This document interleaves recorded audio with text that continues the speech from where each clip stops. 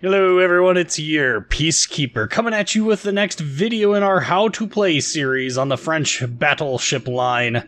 This is the Turenne class of battleships, and the Turenne class is actually it's a paper ship, it's a design study, it's actually Wargaming's interpretation of a design study, a modification, if you will, of the Danton class of semi-dreadnought, and the biggest difference between the two is that Danton carried 8 turrets. They added an extra wing turret here along the side, giving the ship a total of 16 305mm guns. Wargaming decided instead to take what can only be more labeled for this time frame as a more normal and period correct design configuration. You can see the same configuration on Nassau and Kawachi, and those two ships are in a lot of ways very similar in play style. There's not really a whole lot of other information available about the ship, so we won't spend too much time talking about that, but we will instead talk about how the ship plays in-game. And well, this ship actually sits between the Kawachi and Nassau just because of the way the way they chose to balance the ship. Basically, expect the frustrating accuracy of Kawachi with a little bit of a decent armor profile of Nassau. I mean, if you angle the ship, it can resist shells reasonably well. The secondaries are pretty anemic. The main battery is equally anemic.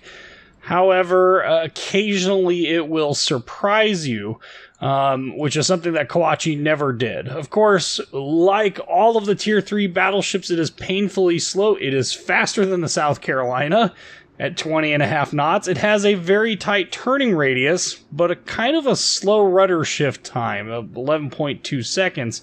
So the ship, it handles reasonably well. The secondary battery is quite numerous, but horribly inaccurate, which really isn't a surprise. Has a long reload time and is really short-ranged. Really short range.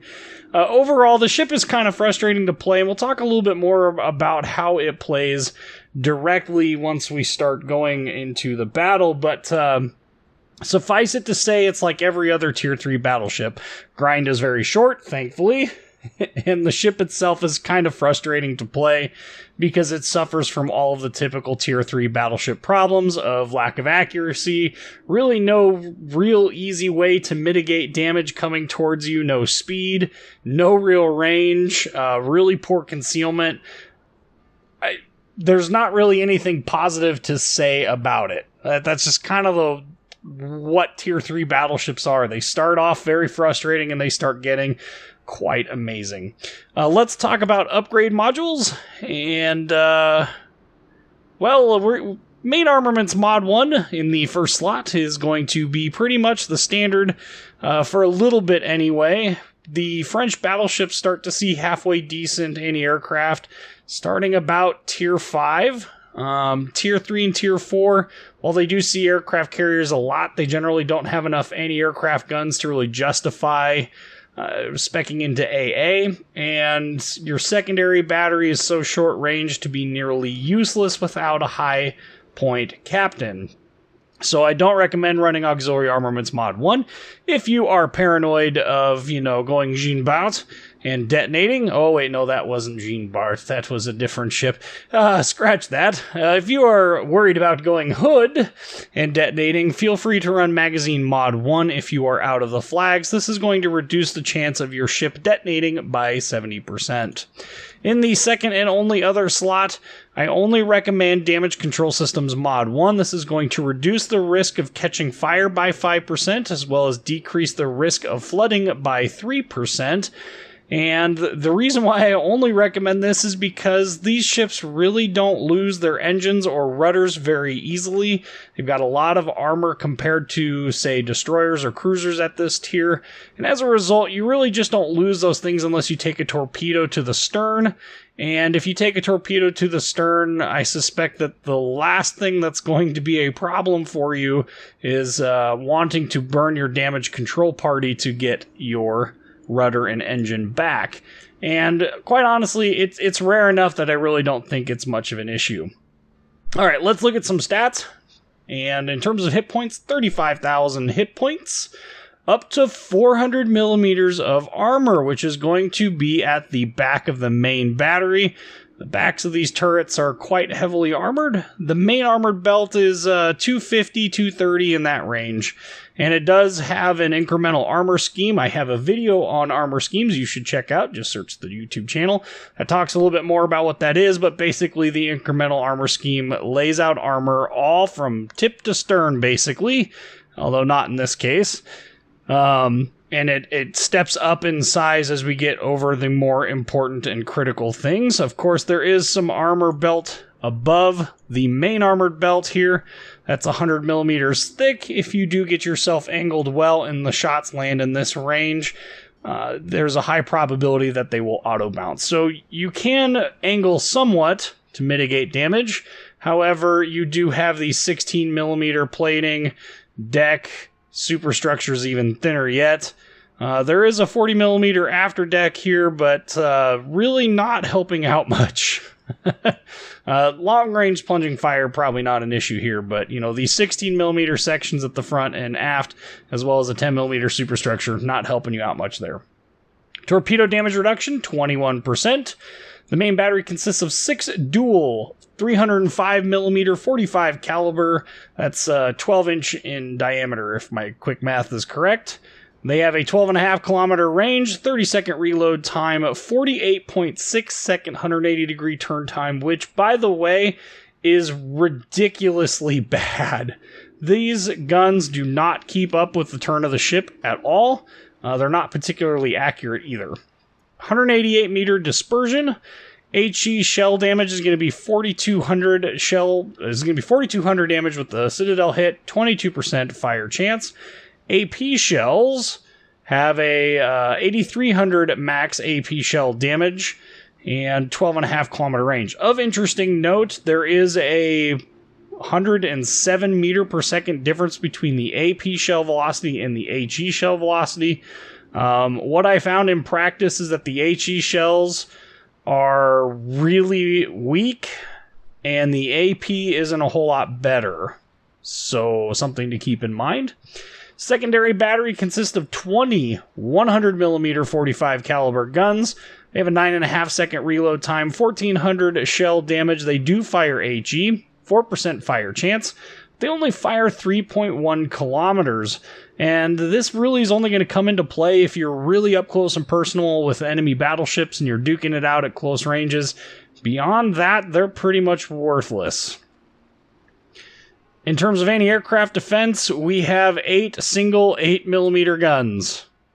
That's just over 30 caliber for those of us who operate in English Imperial units. Not very big, not very powerful. 10 whopping DPS at 1K. Don't expect to shoot down anything.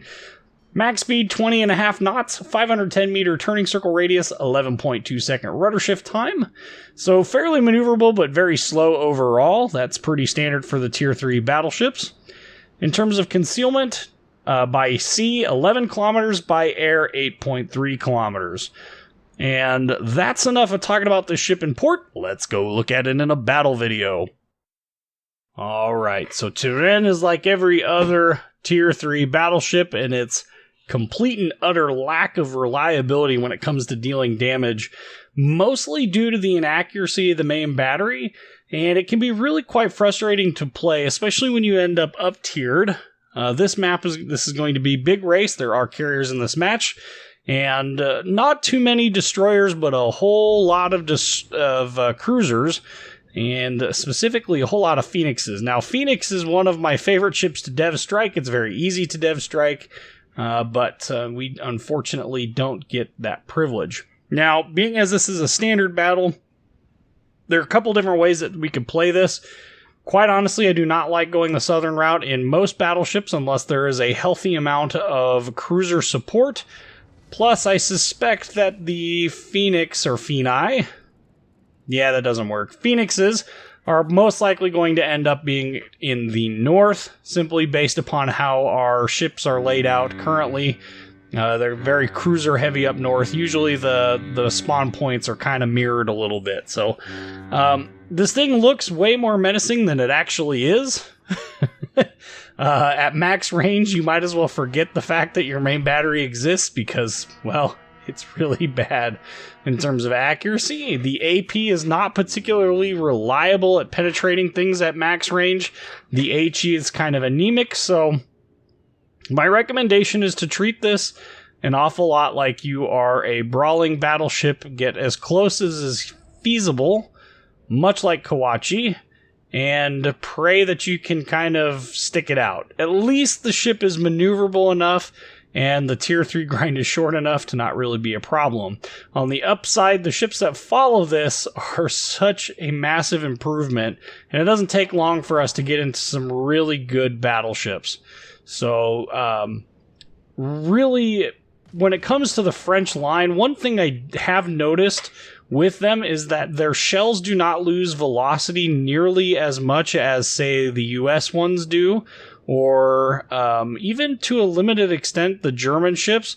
That means that you don't need to apply nearly as much lead angle to hit targets. And that has been a common theme. I pointed that out when the French battleships first came out. I pointed that out when I got to Richelieu, and I think some people really thought I was joking, because if you look at the stats, the shell velocities really aren't that far off from other nations. But like I said, what I've noticed is if I don't aim shorter than I would if I was in a US battleship, let's say, there's a tendency that you just flat miss. And, well, I mean, that gets kind of old after a while, in my opinion anyway. So we finally have ourselves our first target that we can actually shoot at, waiting for him to make the turn, so we'll go ahead and engage with our full broadside. Look at that dispersion. What in the heck? And we just flat missed. So part of that is we possibly underled that one, and it tried to help us out there. For those who aren't aware, the aiming system in World of Warships, if you're not exactly on the correct point in order to get shell hits, like you're not leading enough, it'll widen your dispersion in an attempt to assist you in getting hits. I personally find it to be very annoying. There's a much better shot. And about 4K, mostly over pens. One normal pen. This is one case where a Phoenix managed to escape utter death and destruction simply by virtue of RNG not cooperating. So, at least initially here, we start off with one Phoenix down, it looks like. Yep, there goes a Frion. And it took out a Wakatake, or more accurately, they kind of ran into each other. So we're running into some issues surrounding, the ability of our team to actually, cooperate and get some damage. So we're going to try and help out here. Our team is starting to get a little thin, but not too bad. Completely missed that Turenne. So we will light up our rear two turrets. Hopefully we'll get some better damage rolls here. Hopefully. Well, we managed to get 2,700, so no. I suppose that salvo was 50% accuracy because out of 4 shells that were fired, 2 hit. But man, that's really stretching the truth in an attempt to prove things. So we're up by 1 ship right now. However, both of their destroyers are still alive. Both of their destroyers were last seen in the south. We also have this Turenne that is pushing quite hard, and not really anyone in the area is trying to stop him. So we're going to have to go over here. We got this Kuma here. Hopefully, between the two of us, we can kind of help keep them off our cap. Otherwise, this will be a very, very short battle. As you can probably imagine, I'm not going to let a battle get in that's super short unless it's a favorable one, so you can imagine. So here we've got, he's not quite broadside, he is angled to us by about 20, well, he's a little bit more than 25 degrees, and we finally get a halfway decent hit, 10K. Of course, Kuma there, not really paying attention, give him a good blast of the horn. So we will go ahead and we're going to keep, what I'm trying to do is I'm trying to kite away from him. So trying to sail away if I can. No real reason to get super excited about being up close and personal. And he goes broadside again, and now we've got a problem. Well, we did another 11K with 7 solid hits. This carrier is going to be a bit of a problem, as you can imagine. And a good reason to save that damage control party. So we went ahead and we burned our damage control party. Now we need to probably use our repair party. But Turenne is coming around the corner. Mr. Captain Solo. So here's to hoping that we can put him out and keep our cap. Slowing down here, really trying to get to a good position, not get too far overextended. One thing to remember is that there is always this risk involving those pesky destroyers. So firing over the island, there's one of the destroyers. Somehow one of our, well, we got no damage out of that. No terrain hit indicator, but the dispersion carried shells over into the island. A lot of shells over into the island. So at this point, it's kind of like, well, I guess we'll just kind of sit here and wait for our guns to reload. We can see the Wicks. He's not really a threat. His torpedo range is short. So we will go ahead and we will engage yet again. Hopefully this time we can actually get a kill out of this. 4 pens did 1,800 damage thanks to derping a turret. And unfortunately, this Turenne is going to live through this whole engagement. There's Isakaze. Isakaze's torpedoes are a threat, no matter what angle they're at. Okay, so you can see the frustration here in my aiming crosshair. Can't get guns on target fast enough. Dispersion being stupid. And we got 3 hits out of that? What? I fired 1 gun. What? I don't know. I honestly don't know. Left him with 859 hit points, but now we've got to be careful with these destroyers that are in the cap as well. So hopefully somebody can shoot at Turenne and finish her off. Meanwhile, team-wise, we've lost both of our destroyers, which means capping and dealing with their destroyers is going to be down to, well, our carrier and a bunch of battleships. Well, there goes Turenne. At this point, we're not detected, so I think we're going to make a run to the south. And I think there's a good reason for this. We need something to kind of put the pressure on their cap. And well, if I end up dying, I end up dying. But I think we've got enough hit points here.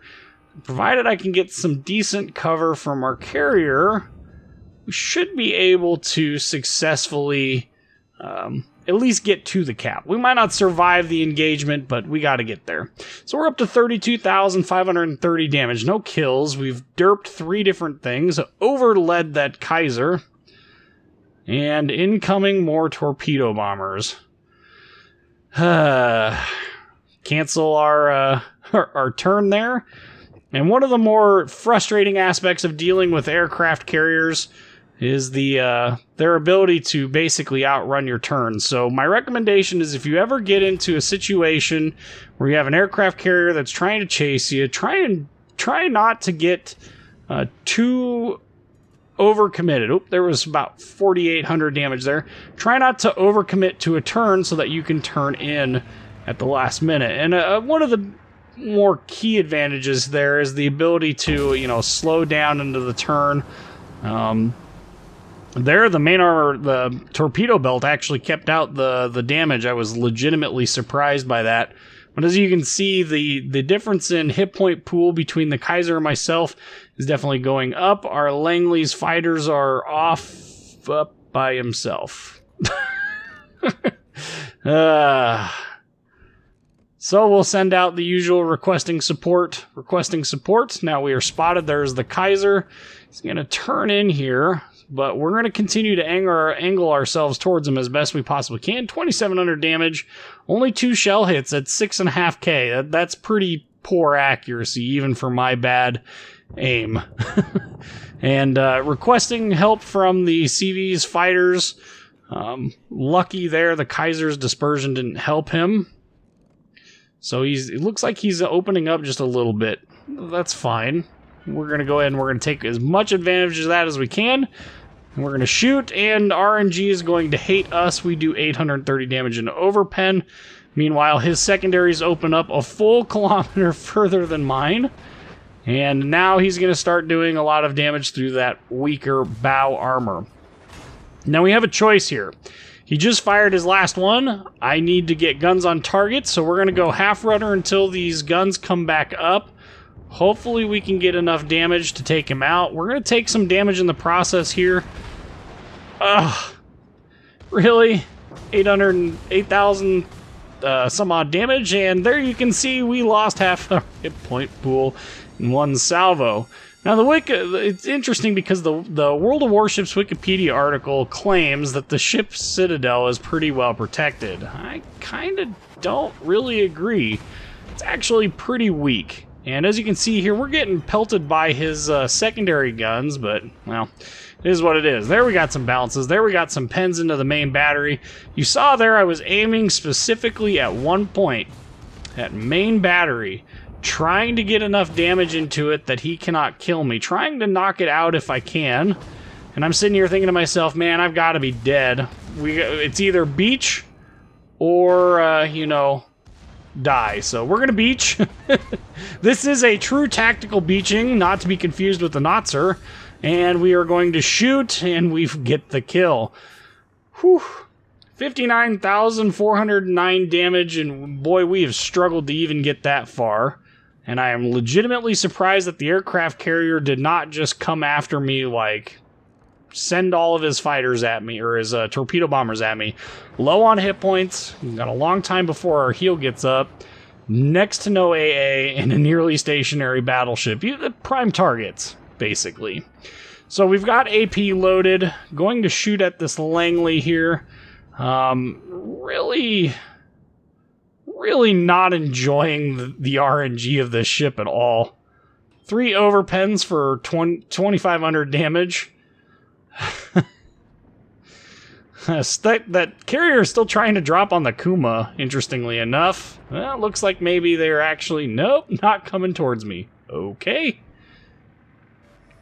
Oh, now it looks like they are. And unfortunately, I am moving slow, so here we go. Is this the end? Is this real life? Nope. We're going to shoot as best we can.